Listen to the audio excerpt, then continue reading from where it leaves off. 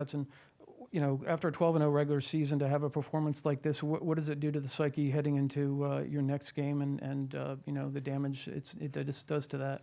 Oh no, it didn't do any damage. No, what it did is reinvigorated our energy. It recenters you, right? I mean, I think one of their greatest thing is when they lost their game against Texas A&M, they were to garner some focus and some attention. I mean, to me, that's an opportunity for a wake-up call, if anything. Unfortunate that it comes in a setting like this. But I mean, they're a really good football team, okay? And the narrative out there was, well, they just went at Auburn and they really struggled, and some of the sacks they gave up, their tackler didn't even have a stance. The crowd noise was a major impact there. Auburn played man most of the down, almost every single play, and they won a lot of their battles that we didn't win tonight. But we knew the narrative coming in, these guys can throw the ball, and they got a really good quarterback. And they gave him an opportunity to make plays, and he made a lot of really good plays along with their wideouts. We'll go in the second row, and then we'll go to the front row here.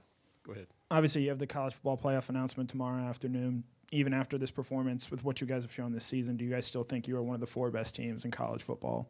That's not for us to determine that. You know what I mean? Certainly, I feel like we are, but that's not. It's not our job to determine that. It's the committee's. Here, front row. What was the biggest challenge in facing Bryce? And then defensively that you had to go against Stetson, what was the biggest challenge for you? He a great player. We knew that coming in. He was very elusive. He runs the offense well. He did a good job keeping his eyes downfield and avoiding our pass rush.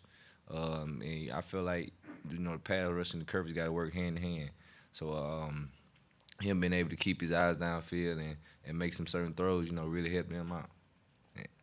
Yeah. They're a really good team, recruit really good players. We move the ball. And just mental lapses. And when you do that, they make you pay. Several third downs, the 2 interceptions. You just can't have that versus a team of this caliber. And we had it, and they made us pay for it. Front row. Go ahead. 2 questions. First, for Stetson, you referenced a couple picks you threw, and there was another one in the first half that was pretty close. I'm just wondering if you at all felt off at all tonight, or it was just a couple of mistakes, basically. Yeah, no, I felt fine. The first one was a bad decision. The second one, I didn't see the safety driving. And like I said, you can't have those 2 plays against players like this. And they made us pay for it. And Kirby, I understand Alabama scored 41 points tonight, but there's always debate about the quarterback situation. There's going to be debate about who should start in the playoffs. Can you just sort of address that and whether you think you have a decision to make about who starts in the playoffs? We have a decision to make every week at every position, but I have the utmost confidence in Stetson Bennett and think he did some really nice things tonight, But we go and reevaluate everything all the time. But, he played well, and it's tough environment we put him in defensively. And we have to be able to run the ball and have a little bit of semblance of balance. And I felt like there was times tonight that we were getting into a scoring contest because our defense didn't get stops. And you don't want to have to do that. But I certainly have a lot of confidence in Stetson, and I have a lot of confidence in JT too. Toward the back of the room on the left.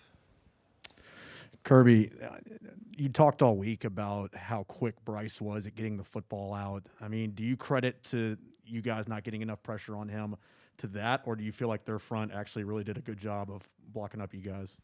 I'd be hard-pressed to say without watching it. We got pressure at times, and he got the ball out. He escaped pressure and got it out. And there were times we didn't. We rushed 4 a couple times and didn't get any pressure, and he held the ball. One of those touchdowns, I felt like he held the ball forever, But you can't do the same thing every play.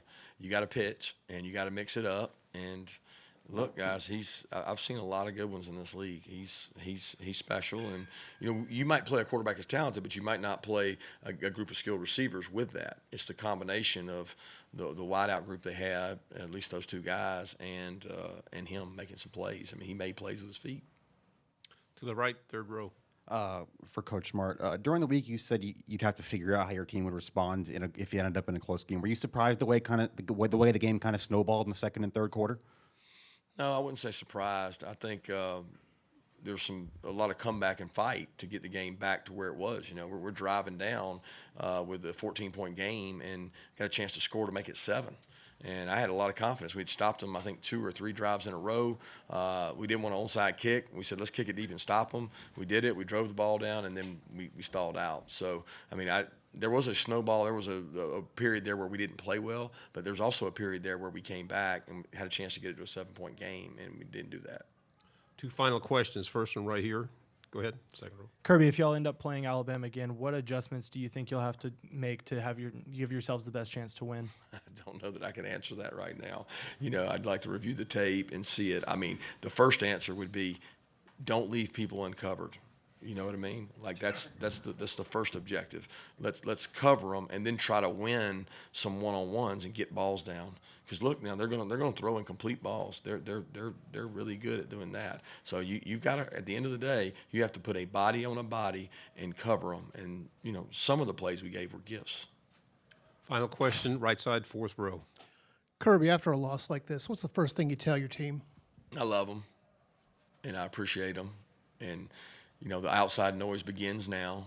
You know, we've heard it before, but these guys are so solid. We got such great leaders in there. And I didn't have to say a lot in there because the leaders spoke up and talked about what they wanted and how they wanted the next couple weeks to go. And I think when you've got that, you've built the right kind of kids. Guys, thank you very much. We Thank you, appreciate it. guys. Good luck.